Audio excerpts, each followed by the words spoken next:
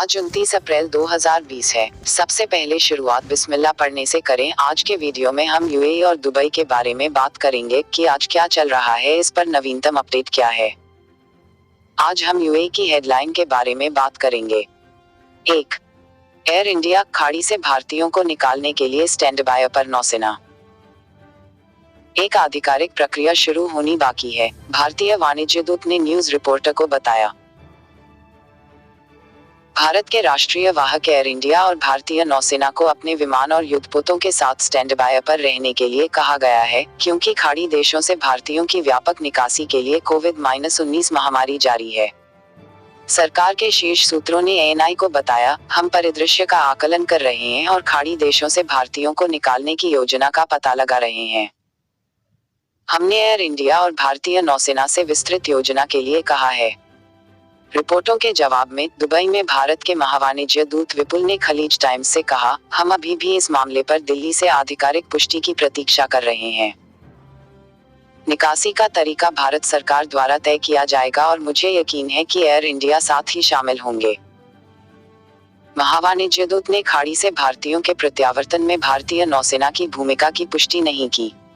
घर लौटने के इच्छुक भारतीयों से पंजीकरण एकत्र करने के विषय पर विपुल ने कहा कि एक आधिकारिक प्रक्रिया शुरू होनी बाकी है। हालांकि मिशन इस उद्देश्य के लिए एक ऑनलाइन पंजीकरण प्रक्रिया की सुविधा प्रदान करेगा। उन्होंने कहा, फिर से हम इस मुद्दे पर दिल्ली से अंतिम स्पष्टीकरण की प्रतीक्षा कर रहे हैं। कोरोना वायरस के डर के बीच हजारों भारतीयों ने खाड़ी देशों से भारत वापस आने की इच्छा व्यक्त की है, लेकिन हवाई संचालन और यात्रा के अन्य तरीकों के निलंबन के कारण वे वहां फंस गए हैं। भारत ने 3 मई तक सभी प्रकार की यात्रा को स्थगित कर दिया है, क्योंकि देश कोरोना वायरस प्रेरित लॉकडाउन के तहत जारी है।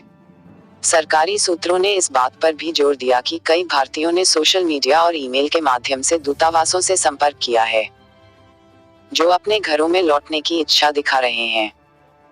सरकार हर संभव योजना बना रही है और अपने गंतव्य से उनके निकासी की व्यवस्था कर रही है।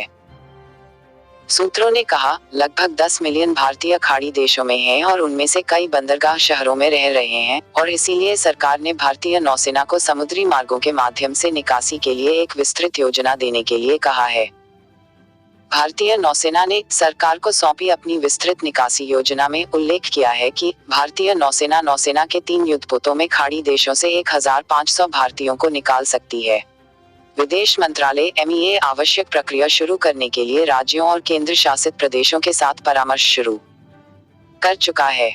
हमने आवश्यक व्यवस्थाओं के लिए राज्यों, केंद्र शासित प्रदेशों की सरकारों के साथ अपना परामर्श शुरू कर दिया है।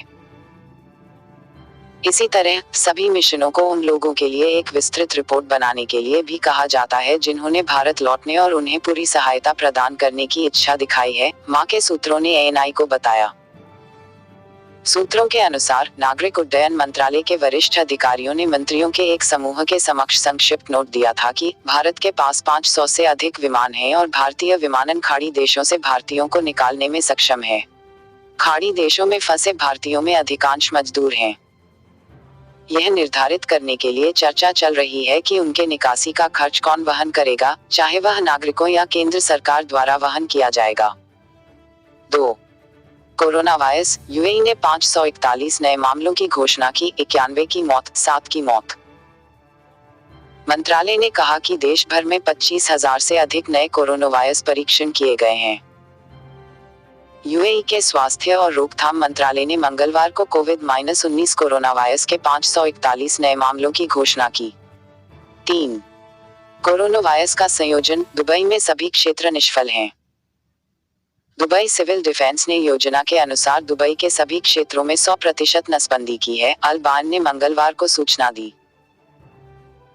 यह ऑपरेशन उच्चतम अंतर्राष्ट्रीय मानकों का पालन करते हुए किया गया, जबकि राष्ट्रीय नसबंदी कार्यक्रम की शुरुआत के बाद से हर दिन 75,000 लीटर स्टलाइजिंग पदार्थों का उपयोग किया जाता है। 4. जुलाई की शुरुआत में दुबई पर्यटकों के लिए फिर से खुल सकता है। वर्तमान में कोविड-19 के प्रसार को रोकने के लिए उड़ानें निलंबित हैं। दुबई के पर्यटन और वाणिज्य विपणन विभाग के महानिदेशक हिलाल अल-मेर ने मंगलवार को कहा कि अमीरात जुलाई की शुरुआत से पर्यटकों के लिए फिर से खुल सकता है।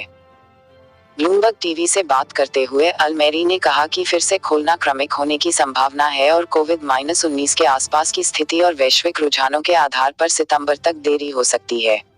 अल-मारिज ने ब्लूमबर्ग टीवी को बताया, परिदृश्य के बारे में बात एक वैश्विक सवाल है। कई देश बंद हैं और यह द्विपक्षीय चर्चा के बारे में अधिक है। अगर आप हमसे प्यार करते हैं तो इस वीडियो को अपने दोस्तों के साथ व्हाट्सएप और फेसबुक ग्रुप में शेयर करें। अपनी प्रार्थनाओं को प्यार करना याद रखें। अल्लाह हाफिज।